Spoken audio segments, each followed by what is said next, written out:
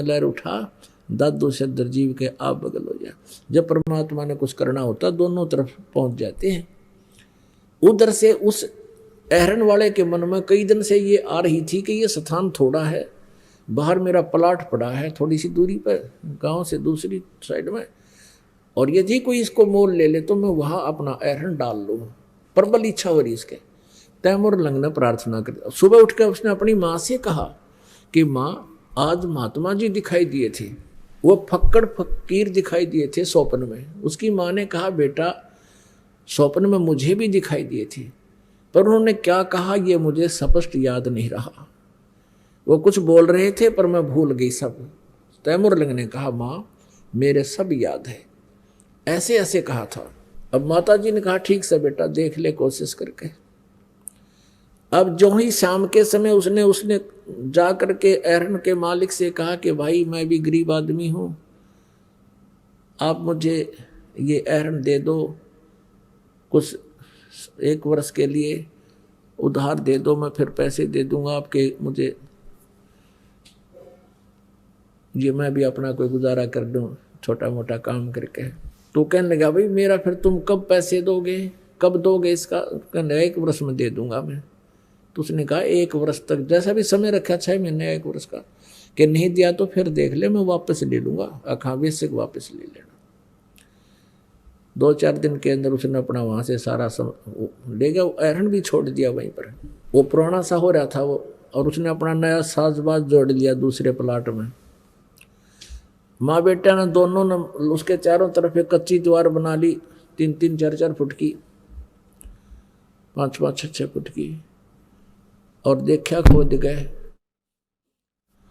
उसमें सचमुच खजाना, हीरे पन्ने जवाहरात सोने की मोहरें मिली। अब उसने उसी तरह शुरू कर दिया।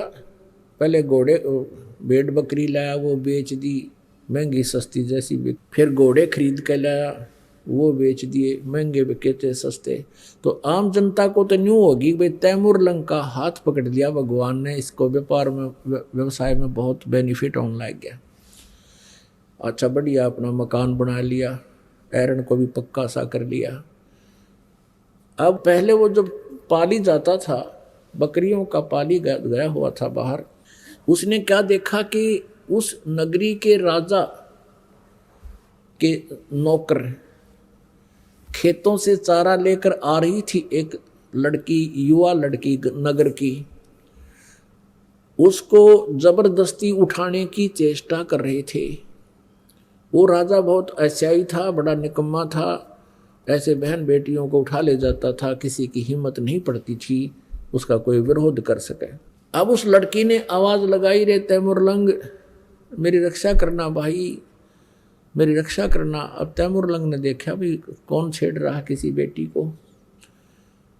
अब ये सूरवीर होते हैं जो, वो नहीं रुक सकते, किसी पर अत्याचार देख नहीं सकते। अब पाली दौरा तो लठ हो से एक, उसके पास तो लठ था, उठा लिया और भाग लिया ताबड़तोड़। और वो 5-6 जने थे राजा के सैनिक, वो उठा करके उसको घोड़े पर डालने लग रहे थे। उसने जाते उनका मट्टा मट लठ मारे, सारे का कट्टा कट मारे। फिर उन्होंने, वो कई जने थे, वो अकेला था, वो पीट दिया बहुत ज़्यादा, यानी मर्द करके डाल दिया, मार दिया इसको। लड़की को ले गए थे। जिसमें वो होश में आया उसको पता चला कि जुल्म हो गया भाई, तो उसके मन में ये आया कि मैं, हे भगवान, हे अल्लाह, मैं राजा बनूं और इस राजा को सबक सिखाऊं। उसके बाद जबरदस्त खटक लग गई थी, चसक लगी अंदर कसक। लेकिन गरीब आदमी तो कुछ भी सोचता रहे कैसे पार पड़े थी। पर जब उसके पास ये धन हो गया, उसका फेरवा अंगड़ाई टूटी, क्यों आशीर्वाद परमात्मा का, उसके वही एक टारगेट फिट हो गया कि मैं इस राजा के राज्य को प्राप्त करूँगा। उसने जंगल में, बहुत गहरे जंगल में जाके एक एहरन डाल लिया। एहरन ले गया पाड़ का अपना करता है, और उधर से गांव के नगर के युवा बच्चों से कहा कि भी ऐसे ऐसे देखो, ये राजा जो है बड़ा निकम्मा है, अपने गांव की आसपास के इलाके की बहन बेटियों की इज्जत लूटता है, इसने कूटांगे। सारे हो लिए तैयार, ठीक सब भाई। अब बालक हो है, युवा बालक, यंग ब्लड, उसने उनको समझा दिया भाई इसके लिए तलवार बनावांगे और सेना बनावांगे और सबको 1-1 रुपया महीने का दिया करूँगा तुम्हारे को, अपने रिश्तेदारों को और सबको बुला लो, जवान जवान बच्चों को, और बताओ नहीं किसी को, और कोई पूछा तो कह देना कि हम फौज में भर्ती हो गए। तो उन्होंने ऐसा ही किया, हजारों की संख्या में सेना तैयार कर ली, तलवार बना ली, लोहार था, डाल बना ली, और भी सहयोग कर लिया। कई बच्चों ने लोहार क्या ना, कहने का भाव ये है, घोड़े ले लिए, तलवार ले ली, धन हो गया था उसके पास। सुबह सुबह बकत से राजा का किला घेर लिया जाके और आवाज लगा दी, चारों तरफ घोड़े गूंज रहे हैं। राजा ने कहा अपने मंत्रियों से कि भी किसने आक्रमण कर दिया। अब देखा थोड़ा बहुत सुबह सुबह थोड़ा सा सूर्य उदय होने ही वाला था। मंत्रियों ने कहा जी ना जाने कितनी सेना है, चारों तरफ से हमें घेर लिया है और सेना का कोई अंत नहीं है, कई हजार नजर आ रहे हैं और अब और कोई विकल्प नहीं है, सरेंडर करना पड़ेगा। उसने आवाज लगा दी कि या तो हथियार डाल दे, सरेंडर कर दे, नहीं तेरे को खत्म कर देंगे। राजा ने कहा भाई ठीक, देखा खड़ा होकर सचमुच जहां तक देखो सेना सेना दिखे, परमात्मा ने 1000 के 20,000 दिखाई दिए। उस राजा ने तुरंत सरेंडर कर दिया। अब वो पकड़ दिया राजा, उसकी सारी सेना को काबू कर लिया। लेकिन उस समय उसमें दया थी शेष, परमात्मा का आदेश था, उसकी याद थी। उस राजा को उसने मारा नहीं और कहा तू जा, चला जा कि तो और अपना करके रोटी खा ले।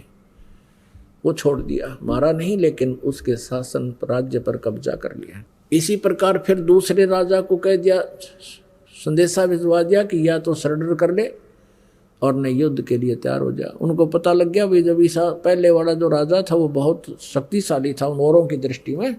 जब उसी ने सरेंडर कर लिया तो सभी ने कहा कि हम युद्ध नहीं करते, आप हमारा राज्य प्राप्त कर लो। तो उसने उसका भी राज्य प्राप्त कर लिया। करने का भाव ये है, तैमूर लंग दिल्ली पहुंच गया। तैमूर लंग वहां से सेना लेकर के दिल्ली तक आ गया। दिल्ली के राजा को भगाकर उसको पराजित करके वहां अपना एक नौकर, जैसे वायसराय छोड़ देते थे पहले, ऐसे एक जो है सबॉर्डिनेट बैठा दिया वहाँ पर, उसको राज्य दे दिया वहाँ का कि तू 1 साल में मुझे इतना इतना इसका टैक्स देगा। और वो अंतर्गत रहा, अधीन था उसी के, तैमूर लंग। अपनात्माओं तैमूर लंग से लेकर औरंगजेब तक 7 पीढ़ी यानी 7 पीढ़ी ने राज्य किया। औरंगजेब के बाद दिल्ली का जो राज्य था वो छोटे छोटे टुकड़ों में बट गया था।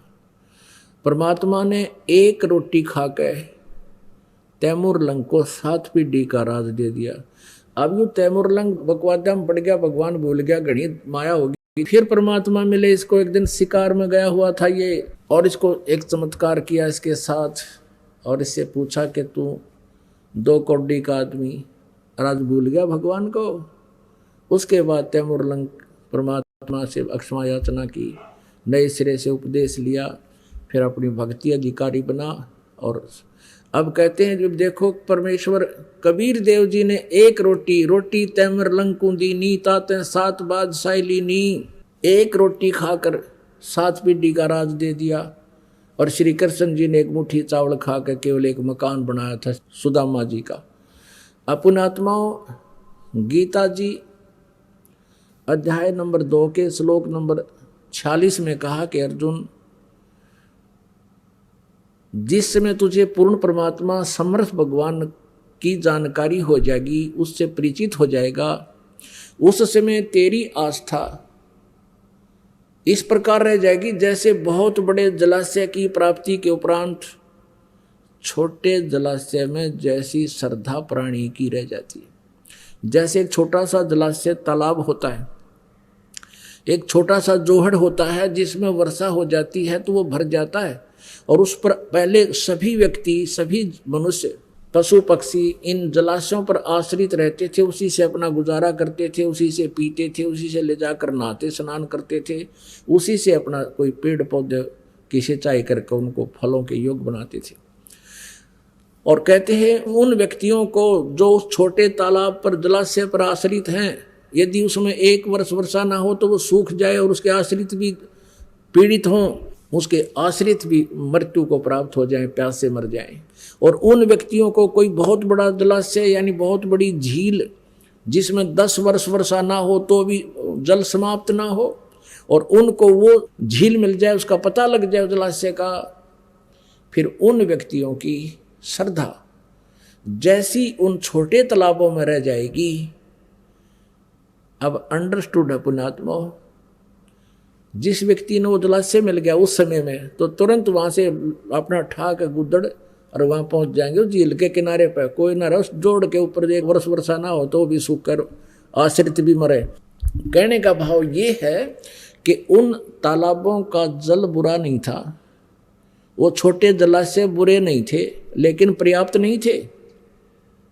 इसी प्रकार ये ब्रह्मा विष्णु महेश, रजगुण ब्रह्मा, सतगुण विष्णु, तमगुण शिव जी और इनके पिता ये ब्रह्म, इनको हम बुरा नहीं कह सकते कि इनमें कोई शक्ति नहीं, लेकिन इनकी क्षमता से हम परिचित हो गए, इनके सामर्थ्य से हम परिचित हो गए कि ये हमें कितना सुख दे सकते हैं।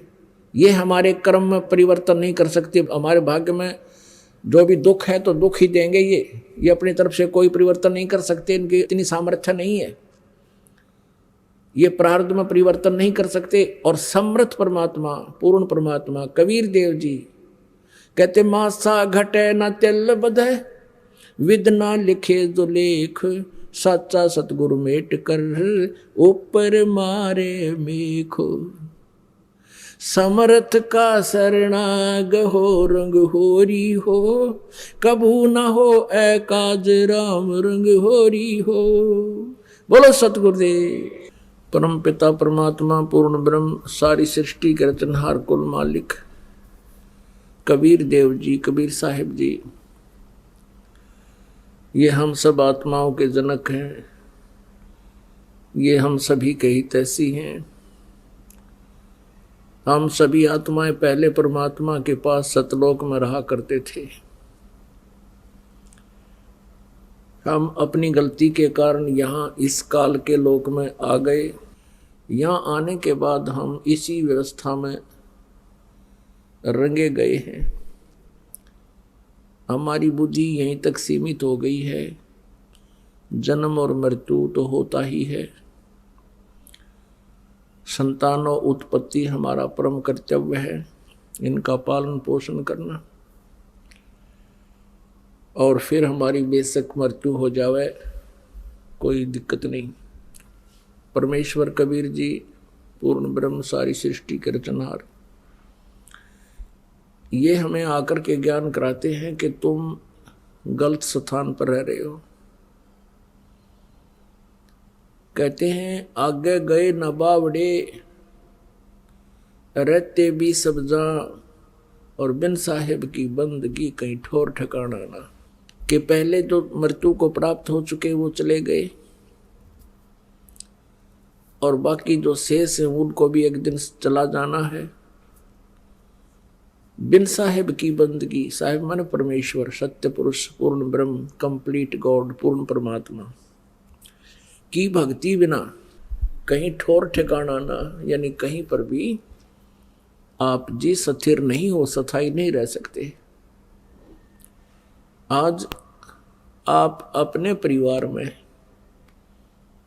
कितनी अच्छी तरह सेट हो, प्रत्येक प्राणी बहुत अच्छी तरह अपने घर में, परिवार में और समाज के अंदर बहुत खुशी के साथ रह रहा है। और ये पता होते हुए कि हम कभी भी मृत्यु को प्राप्त हो सकते हैं, फिर भी नो प्रॉब्लम, नो टेंशन। या कोई बात हुई? ये एक विशेष विचारणीय विषय है ये जो हम भूल रहे हैं। यहां हम स्थिर हुए बैठे हैं, हम ये मानकर बैठे हैं कि 80-90 वर्ष तो हम सेट हैं। बताइए क्या थ्योरी हुई हमारी, या क्या सोच हुई? 80-90 वर्ष तो हम सेट हैं, फिर कहाँ हो गए, फिर कहाँ जाएंगे? तो परमात्मा कहते हैं चलने से पहले सोच रे भाई तुम कहाँ करोगे विश्राम। कोई भी प्राणी घर छोड़ने से पहले किसी दूर देश में जाता है तो पहले ही वो आइडिया लगा लेता है कि किसी धर्मशाला में रुकूंगा, या कोई रिश्तेदार या मित्र प्यारे का कोई एड्रेस, उसका पता नोट करता है, वहां रात काटूंगा। परमात्मा कहते तुम संसार छोड़कर जाते हो, कभी चिंता ही नहीं करते कि आगे हमारा कहाँ विश्राम होगा। इससे बड़ी नालायकी और क्या होगी, इससे बड़ी भूल आपकी क्या होगी। तो पुण्यात्माओं, सत्संग में ये ज्ञान होता है, आत्मज्ञान होता है और परमात्म ज्ञान होता है। अभी तक हमें केवल अज्ञान सुनाया गया था ऋषि महर्षि मंडलेश्वरों के द्वारा। ये अध्यात्म ज्ञान से परिचित नहीं थे, ये तत्व ज्ञानहीन अर्थात ज्ञान नेत्रहीन अंधे थे। ये केवल कहते थे आत्म चिंतन करो, आत्मज्ञान हो जाता है तो जीव का कल्याण हो जाता है। आत्म चिंतन का अर्थ है, आत्मज्ञान का अर्थ है अपने विषय में जानकारी, तू कौन है, कहां से आया था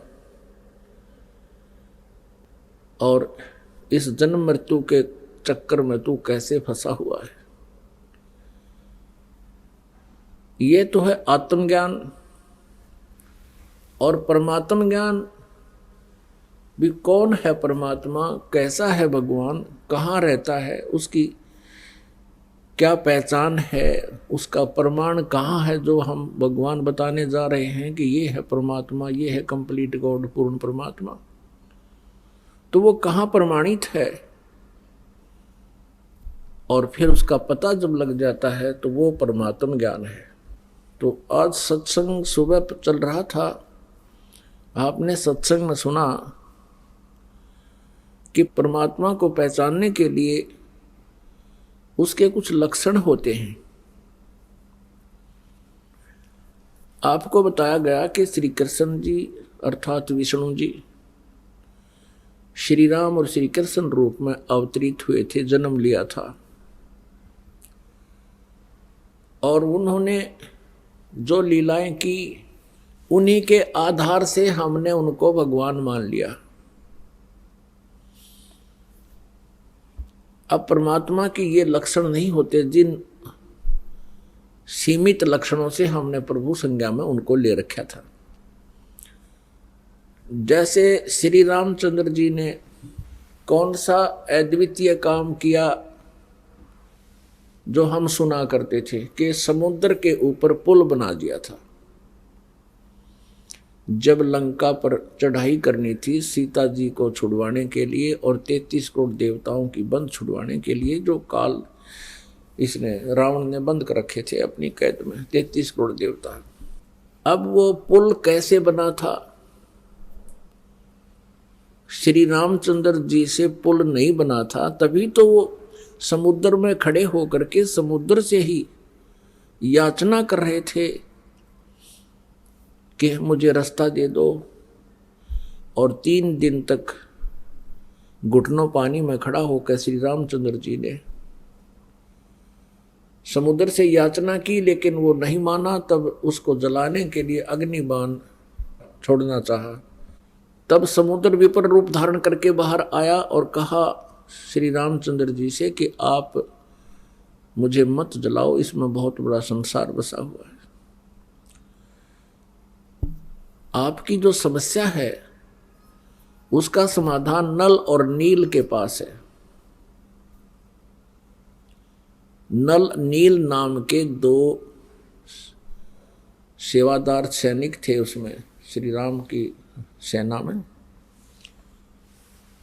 अब वो नल और नील के पास बताया कि उनके हाथों से पत्थर भी तैर जाते हैं, डूबते नहीं। अब यहां थोड़ा सा संक्षिप्त विवरण देना पड़ेगा कि नल और नील को ये शक्ति कहां से प्राप्त हुई थी। नल और नील ये दोनों आपस में मुसेरे भाई थे, यानी मौसी के बेटे थे। इनकी माताएं बहन थी। इन दोनों के ऊपर एक बहुत बड़ा भयंकर कष्ट था, 3 ताप का। सभी ऋषि महर्षियों से इन्होंने याचनाएं की थी और देसी वैद्य जितने भी वैद्य थे आयुर्वेदिक, उनसे भी उन्होंने ट्रीटमेंट कराया, कोई राहत नहीं मिली। फिर ऋषि महर्षियों और झाड़ फूक करने वालों से सब जगह उन्होंने अपना इलाज करवाया, कोई राहत नहीं मिली। अब ऋषि महर्षियों ने, संतों ने ये बता दिया कि तुम्हारे ये प्रारब्ध में लिखा हुआ, तुम्हारे भाग्य में लिखा हुआ है, इसको कोई नहीं मिटा सकता। नल और नील तुम्हें आजीवन भोगना पड़ेगा। वो महादुखी थे। जिस व्यक्ति को ये पता लग जाए कि तेरा रोग लाइलाज है, असाध्य हो चुका है, तो उसकी स्थिति वो स्वयं ही जान सकता है। फिर भी आत्मा के अंदर एक विशेष कसक होती है, उसको परमात्मा का दिया हुआ एक विशेष ज्ञान होता है उसको, आत्मा को, कि परमात्मा हमारे सब दुखों को दूर कर सकता है। इसलिए इसको इतना जवाब मिलने के बाद भी ये प्रयत्नशील रहती है। इसी उद्देश्य से नल और नील कबीर परमेश्वर जी के सत्संग में चले गए। उस समय त्रेता युग में परमेश्वर कबीर देव जी मुनिंदर नाम से आए हुए थे। मुनिंदर ऋषि नाम से प्रकट थे, सहस्रीर आते हैं परमात्मा। और मुनिंदर ऋषि जी की उन्होंने कहीं कई जगह से महिमा सुनी थी कि बड़े महापुरुष हैं, उनके आशीर्वाद से भयंकर से भयंकर रोग समाप्त हो जाते हैं, भाग्य बदल देते हैं वो प्रभु। नल नील को विश्वास नहीं रहा था कि ऐसे ऐसे मंडलेश्वरों के पास हम जा चुके हैं, ऐसे ऐसे सिद्धों के पास जा चुके हैं, हमें कोई राहत मिली नहीं। फिर भी इत्फाक परमात्मा की रजा होती है। उनको सहज में कबीर परमेश्वर जी का ये सत्संग सुनने का अवसर मिला। ज्यों ही परमेश्वर के चरणों में उन्होंने नमस्कार किया, परमेश्वर ने आशीर्वाद दिया, दोनों के वो रोग ठीक हो गए, कति स्वस्थ हो गए। बड़े अचंभित हुए, चरणों में पड़ के रोने लगे, हे परमात्मा आप कहाँ छुपे थे। सारी कहानी बताई कि हमारे को सब ने ये जवाब दे दिया था कि अब तुम्हारा कहीं इलाज नहीं है। हे परमेश्वर आपने बहुत दया करी हम दुखी दीनों पर।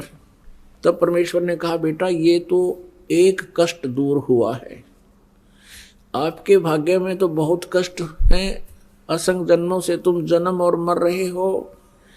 उसका परमानेंट ट्रीटमेंट ये है कि आप उपदेश लो हमारे से, अन्यथा और इससे भयंकर आपत्ति भी आप पर आ सकती है। अब नल नील ने कहा भगवान हम आपके शिष्य, आप हमारे गुरु, हमें उपदेश दे दीजिए। परमेश्वर ने उपदेश दे दिया और कहा बेटा सत्संग में आते हैं साधु संत भक्त, कोई रोगी बीमार, क्योंकि कबीर परमेश्वर के पास भी दुखी प्राणी ज़्यादा आते थे, कोई लंगड़े लूले, कोई अंधे गूंगे, कोई वृद्ध बीमार। तो कहते थे भगवान के भाई इनकी सेवा किया करो, परमात्मा की आत्माएं हैं। तो नल और नील वृद्धों के, बीमारों के बर्तन कपड़े साफ करने के लिए सत्संग के दौरान, सत्संग के दिनों में जब वो वहाँ आकर भंडारा होता था वहीं रुकते थे, दरिया के किनारे सत्संग हुआ करते थे। तो वो क्या करते थे, उनके बर्तन कपड़े ले जाते।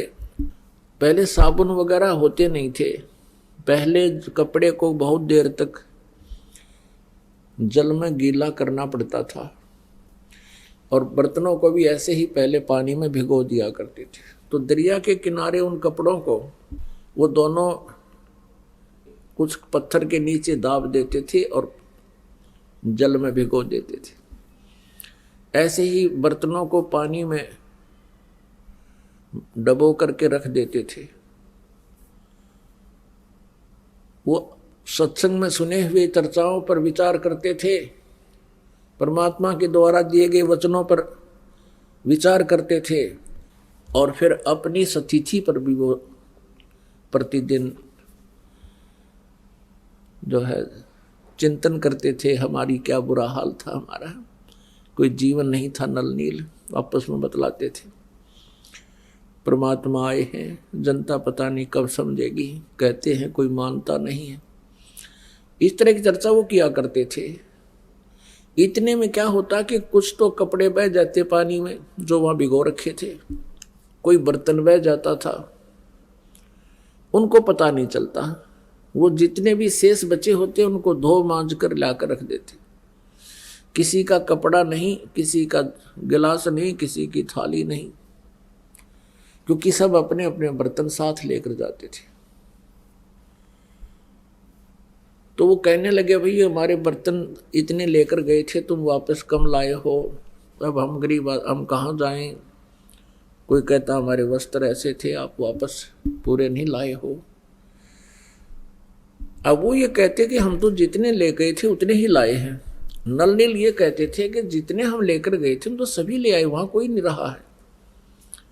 जो जल में बह जाते थे उनका ज्ञान नहीं होता था। तो भक्तजन कहने लगे, भैया आप हमारी सेवा मत करो, हम तो परेशान हो गए, अब हफ्ता 5-4 दिन रुकने हैं, अब कहाँ से कपड़े लाएं, कहाँ से बर्तन लाएं हम। लेकिन वो हाथ जोड़कर कहते थे कि अब के हम बहुत सावधान होंगे, आप गुरुदेव को ना बताना, नहीं तो हमारी सेवा छीन ली जाएगी। और उनको ये डर था कि कहीं परमात्मा हमसे रुष्ट हो जाए और सेवा छीन ले तो हम कहीं फिर से उसी प्रकार कष्ट ना आ जाए हमारे पर, उसी तरह दुखी ना हो जाए। तो उन्होंने कुछ दिन फिर नहीं उनको बताया, तो फिर भी वो दुखी होकर आखिर में परमात्मा से उन्होंने अर्ज करनी ही पड़ी। परमेश्वर मुनिंदर जी के सामने कहा कि गुरुवर, ये नल नील की इरादा तो है अच्छा कि ये सेवा करें, लेकिन भगवान ये हमारे वस्त्र ले जाते हैं। वहाँ देखने वालों ने बताया कि ये वहाँ बैठ कर के परमात्मा की चर्चा करने लग जाते हैं, कपड़े और बर्तन दरिया में बह जाते हैं। हमारी इतनी अर्ज है, इनसे प्रार्थना, इनसे आदेश दे दो, ये हमारे वस्त्र और कपड़े ना ले जाओ, हम अपने आप कर लेंगे जैसा हमसे बनेगा। इनका इरादा गलत नहीं प्रभु, ये ध्यान मस्त हो जाते हैं, आपके वचनों को सुन सुनकर गदगद होते हैं, कभी रोते हैं, कभी हंसते हैं। जब नल और नील को ये पता चला कि आज तुम्हारी शिकायत हो गई है और गुरुदेव कहीं तुम्हारी सेवा ना छीन लें और नाराज ना हो जाए, हाथ जोड़कर खड़े हो गए। कहने लगे, प्रभु अवश्य हमसे भूल बनी होगी, लेकिन हमारा इरादा ठीक है प्रभु, हम चाहते हैं सेवा करें। और परमात्मा के चरणों में गिरकर रोने लगे कि हमारी सेवा ना छीनना परमेश्वर, हम बहुत ध्यान देंगे। वो शिकायत करता कहते, भगवान ये प्रत्येक बार ऐसा ही बोलते हैं और ये वहाँ जाकर के भूल जाते हैं, भगवान की चर्चा में ये ज़्यादा ही मस्त हो जाते हैं, इनके बस की बात नहीं। तब परमात्मा ने देखा और कहा कि बेटा तुम्हारी सेवा नहीं छीनते, खूब सेवा करो। आशीर्वाद दे दिया कि आज आपके हाथ से जल के अंदर कोई भी वस्तु नहीं डूबेगी, पत्थर भी क्यों ना हो। उस आशीर्वाद से, उसके बाद परमात्मा के आशीर्वाद से नल और नील के हाथों से छोड़ा गया पत्थर भी जल पर एज इट इज रुक जाता था, चाहे उसके ऊपर कोई खड़ा हो जाए। और तो कहना ही क्या, कपड़े थाली वो एज इट इज वहीं रहते थे जब तक वो स्वयं उठा नहीं लेते। तो उनकी समस्या हल हुई। इस चीज का पता था इस समुद्र देव को। उसने आकर रामचंद्र जी से कहा कि आपकी सेना में नल और नील नाम के दो संत हैं, भक्त हैं, और उनके हाथों में ऐसी शक्ति है कि उनके द्वारा छोड़ा गया पत्थर मेरे ऊपर एज इट इज रुक जाएगा। अब नल और नील को बुलाया गया। अपने आत्माओं, ये जीव मार खाता है भक्ति के इस मार्ग में। काम, क्रोध, मोह, लोभ, अहंकार ये विष का काम करते हैं। उसमें नल और नील की जो महिमा होनी थी उसको देखकर नल और नील बड़े प्रसन्न हो गए, फूले नहीं समाये कि हमारे को भगवान श्री रामचंद्र जी ने पुकारा है।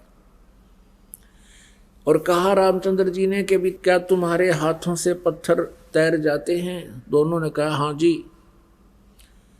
कहा भी ठीक है, हमें एक एक्सपेरिमेंट करके दिखाओ, ट्राई करो। उन्होंने उठाया, पत्थर जल पे रखा, वो डूब गया। नल ने रखा वो भी डूब गया, नील ने रखा वो भी डूब गया। अब समुद्र की तरफ श्री रामचंद्र जी ने देखा, शायद वो कहना चाह रहे हो कि समुद्र तो झूठ बोल रहा है, इनके हाथों में कोई शक्ति नहीं। अब समुद्र ने कहा कि भगवान इनके हाथों में शक्ति थी, लेकिन आज इन्होंने अवश्य कोई त्रुटि की है। तब समुद्र ने कहा कि नल नील, आज तुमने क्या गलती कर दी? दोनों ही वो बहुत अचंभित थे कि आज क्या हो गया हमें। फिर उनको याद आया कि आज हमने अपने गुरुदेव को याद नहीं किया। अब यहां मार खाता ये प्राणी, उन्होंने ये सोच लिया कि यदि हम अपने गुरुदेव से अर्ज करेंगे तो रामचंद्र जी और ये सेनानियों सोचेंगी इनके पास शक्ति नहीं, ये कहीं और से मांग कर लाए। इस अभिमानवश उन्होंने अपने मालिक को याद नहीं किया, परमेश्वर को, और अपनी प्रभुता दिखानी चाहिए। वो उनके हाथों से वो पावर गई। अब समस्या ज्यों की तो तब नल और नील ने परमात्मा को याद किया, मुनिंदर जी को याद किया। गुरुदेव अक्षमा करो, हमसे कोई भूल बनी है, अक्षमा करो, हमसे कोई भूल बनी है। और श्री रामचंद्र जी पर तो दुख का पहाड़ टूटा हुआ था, उसने भी अर्ज की परम पिता से, परमेश्वर से। हम सभी आत्माएं उसी परमेश्वर की हैं। और पुण्यात्माओं कहते हैं, जहां जन की महिमा सुनो तहां मैं गवन करंत, तो मुझे पुकारते हैं। पिछले संस्कारी कोई हंस होते हैं, उनके लिए भी कहते हैं, मैं तुरंत वहां पहुंच जाता हूं। मुनिंद्र रूप में परमेश्वर कबीर जी सामने आते हुए नजर आए। नल और नील का ध्यान उधर गया जिधर परमात्मा रहे थे, दृष्टि गई उधर, देखा कि गुरुदेव आगे, गुरुदेव आगे, वो आगे महाराज, वो आगे महाराज।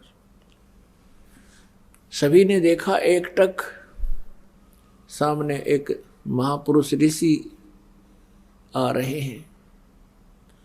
नल और नील ने दंडवत प्रणाम किया। श्री रामचंद्र जी ने भी चरण लिए।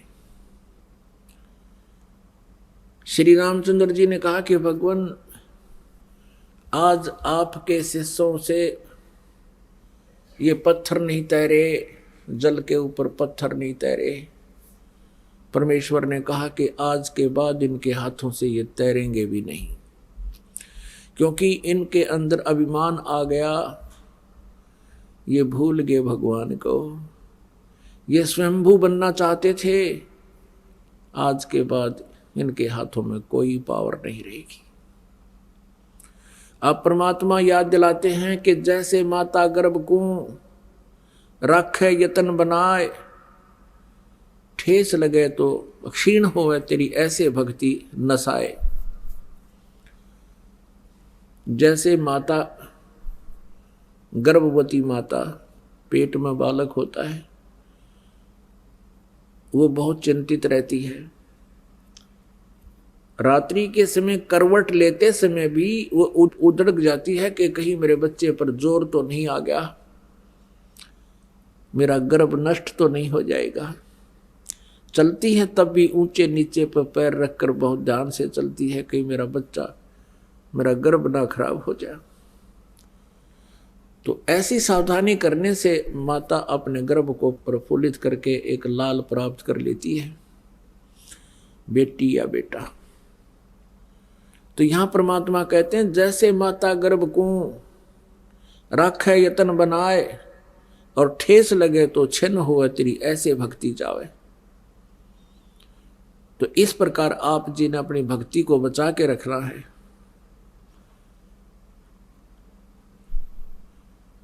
काम, क्रोध, मोह, लोभ, अहंकार ये इसके शत्रु हैं। परमात्मा की मर्यादा से हट जाना तो भी हम भक्ति नष्ट कर देते हैं। परमेश्वर कबीर जी से श्री रामचंद्र जी ने कहा कि भगवान ऐसे ऐसे कहानी सारी अपनी जो ना कहानी सुनाई कि मैं रामचंद्र हूँ, दशरथ पुत्र, और मुझे वनवास प्राप्त है। उस वनवास के कष्ट में एक और कष्ट हमें आ गया कि रावण, लंकापति रावण ने मेरी पत्नी उठा ली, उसको कैद कर रखा है। उसको हम छुड़वाने के लिए बहुत प्रयत्न कर चुके हैं। हमने बहुत शांति दूत भेजकर भी प्रार्थना की है, पर वो मानता नहीं। और हमने सेना लेकर जाना है, ये पुल बनाना था इस समुद्र के ऊपर। प्रभु आप अपने शिष्यों को शक्ति दे सकते हो, मुझ पर भी कृपा करो, मेरा ये कार्य सिद्ध हो। तब परमेश्वर कबीर जी ने कहा कि मैं अभी इस पहाड़ के चारों तरफ, मुझे पता था तेरी आपत्ति का, इस पहाड़ के चारों तरफ अपनी सोटी से, एक पहाड़ था वहां से कम 4-5 किलोमीटर की दूरी पर, इस पहाड़ के चारों तरफ मैंने रेखा खींच दी है अपनी सोटी से, डंडे तक। इसके बीच बीच के पत्थर मैंने हल्के कर दिए हैं, फ्लोटिंग बना दिए, इनको आशीर्वाद दे दिए। और इस पहाड़ से जितना तुम बना सकते हो पुल बना लो। एक्सपेरिमेंट के लिए हनुमान जी को भेजा, वहां लाया, वहां से पहाड़ पत्थर उठा के उसको पटक दिया, वहां पर वो कई टुकड़े हो गया। उनको उठा करके फिर नल और नील में एक और कारीगरी थी, एक विशेषता थी, वो शिल्पकार भी थे। नल और नील ने उनको छोल कूट पीट के एक दूसरे में फंसाया था और वहां रखे गए, तब वो पत्थर तैरे थे, तब वो पुल बना था। अब हम सुना करते थे, जैसे हनुमान जी क्या करते थे,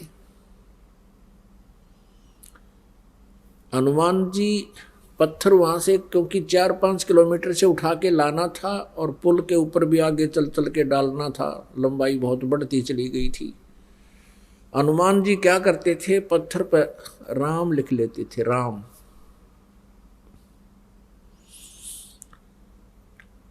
और स्वयं भी अपना मंत्र जाप करते हुए चल पड़ते थे। अपने आत्मा हनुमान जी श्री रामचंद्र जी को एज ए राम नहीं पूजा करते थे, क्योंकि जिस समय सुग्रीव को हनुमान जी मिले थे, उस समय वो पहले ही राम राम जप रहा था। तो वो उनका एक नित्य नियम था। कबीर साहब कहते हैं, आप राम कहे ओरा राम कवावे, और जिस मुख राम ना उचरे ता मुख फिर कवावे। जैसे हम बोलते हैं सत साहिब, तो सामने वाला भी कहेगा सत साहिब। सत साहिब का अर्थ होता है अविनाशी परमात्मा। राम कहो साहिब कहो, अब पहले राम राम बोलते थे तो सामने वाला भी राम राम बोलता था। जैसे कोई कहता था चाचा राम राम, तो वो 2-3-4 बार बोल जाता राम राम राम राम राम राम भाई राम राम। तो ऐसे इस उद्देश्य से हनुमान जी लिख लेते थे राम, और जो भी वो मंत्र जाप करते थे सामने वाला भी कोई पढ़ता वो भी समझ जाता कि राम शब्द लिखा है, राम का अर्थ है राम राम। यानी अपने मंत्र को जाप करते रहो, भगवान को याद रखो, वो लिखने का उद्देश्य ये था। और कोई यूँ कहे कि हनुमान ने श्री राम नाम लिख दिया इसलिए पत्थर तिर गए, हनुमान जी वही थे, श्री राम वही थे।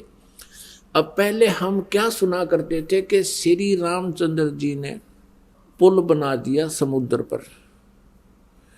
कभी हम सुनते थे कि नल नील ने पुल बना दिया। नल नील को एक ऐसी शक्ति थी, उनके हाथों से पत्थर तैर जाया करते।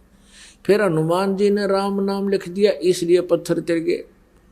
कोई सिर पैर नहीं था इन बातों का, ये लोक वेद था। यदि नल नील के हाथों में पावर थी और उसने तैर गए थे तो हनुमान जी ने राम नाम लिखने की क्या जरूरत पड़ेगी। फिर श्री रामचंद्र जी का क्या सहयोग रहा उसमें, पुल के बनाने में कौन सा आशीर्वाद रह गया उनका, जो वो तो आप याचना कर रहे थे समुद्र से। तो पुण्यात्मा कहते हैं जगत का पेखना पेख्या धनी का नाम ना लेखा। जगत का पेखना पेख्या धनी का नाम ना लेखा। कि धनी माने उस समर्थ भगवान का तो किते जिक्र भी नहीं। जगत का पेखना पेख्या यूं कर दिया। हनुमान ने राम नाम लिख दिया, पत्थर तिर गए। नल नील के हाथ में शक्ति थी, पत्थर तिर गए। रामचंद्र जी ने पत्थर चरा दिए। कहते हैं जगत का पेखना पेख्या, एक दूसरे को तुम करे उसने ऐसे कर दिया, जिसने ये किया उसका जिक्र भी नहीं। धनी का कि नाम ना लेखा। अब परमात्मा कबीर जी बताते थे, समझाया करते, काटे बंधन विपत में कठिन कियो संग्राम, चिन्नो रे नर प्राणिया ये गरुड़ बड़ो के राम। हम क्या सुना करते थे, कहते नागफास एक जो है यंत्र छोड़ दिया, नागफास। क्योंकि सिद्धि से लड़ाइयाँ हुआ करती थी पहले, सिद्धि से तीर चलते थे। वो नागफास एक ऐसा यंत्र था, उसमें से कहते हैं और कई हजार लाखों करोड़ों नाग उत्पन्न हो गए, सांप। और उन सर्पों ने रामचंद्र जी, लक्ष्मण, हनुमान, अंगद समेत पूरी सेना को जकड़ दिया, जैसे ईंख बांध दिया करें। नो हाथ और चारों तरफ सांप लिपट गए, उनका कत्ती नीचे लेकर ऊपर तक ऐसे फड़ कर गया। हाथ नो के नो रह गए सबके, यानी पूड़ी सी बांध के खड़ी कर दी। अब कहते हैं उस समय गरुड़ को याद किया श्री रामचंद्र जी ने, गरुड़ पक्षी को, और गरुड़ पक्षी ने आकर फिर वह सांप काटे, वह सर्प काट दिए सारे। तब भगवान श्री राम बंधन मुक्त हुए। अब परमात्मा कबीर जी कहते हैं, अरे तुम्हारे हृदय माथे की कहाँ गई, विवेकहीन हो गए तुम। काटे बंधन विपत में कठिन कियो संग्राम, और चिन्हो रे नर प्राणिया ये गरुड़ बड़ो के राम। ये तुम्हारे राम को भी जिसने बंधन मुक्त किया, जिसकी बंध छुड़वाई, तो गरुड़ बड़ा हुआ कि तुम्हारा यू राम बड़ा हुआ। आइए अब